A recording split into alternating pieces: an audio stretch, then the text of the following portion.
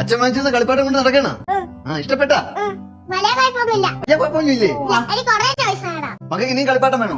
വാങ്ങിച്ചെന്ന കളിപ്പാട്ടൊക്കെ തല്ലി പൊട്ടിക്കല്ലേ? അല്ലേ? ഇങ്ങനെയാണെങ്കിലേ കുടുംബം വിറ്റ് കളിപ്പാട്ടം വാങ്ങിക്കേണ്ടി വരും. കൊച്ചു പിള്ളേർ കളിപ്പാട്ടം വാങ്ങിച്ചു കൊടുക്കുന്നുണ്ട്. കൊച്ചു പിള്ളേർക്ക് കളിപ്പാട്ടം മേടിച്ചു കൊടുക്കണം നല്ലതാണ്. പക്ഷെ കൊച്ചു പിള്ളേരെ പോലെ ഇരിക്കുന്ന ചിലവരുണ്ട്, അവർക്ക് മേടിച്ചു കൊടുക്കാതിരിക്കുന്നത് നല്ലത്. രണ്ടും കൂടെ പുറത്ത് വരാന്തേല റൂമിൽ അങ്ങനെ പോയി കളിച്ചു. ആരെയും കളിപ്പിക്കത്തില്ല. കല്ലുമോടെ കളിപ്പാട്ടമൊക്കെ സൂക്ഷിച്ചു. ഞാൻ കളിക്കാൻ പറയാം, പക്ഷെ വേറെ ചില ആൾക്കാരെ കളിക്കാൻ കൊണ്ടുപോകുമ്പോൾ നീ സൂക്ഷിക്കണം കളിപ്പാട്ടമൊക്കെ. ചിലപ്പോൾ അവർ എടുത്തുകൊണ്ട് പോകാൻ സാധ്യതയുണ്ട്.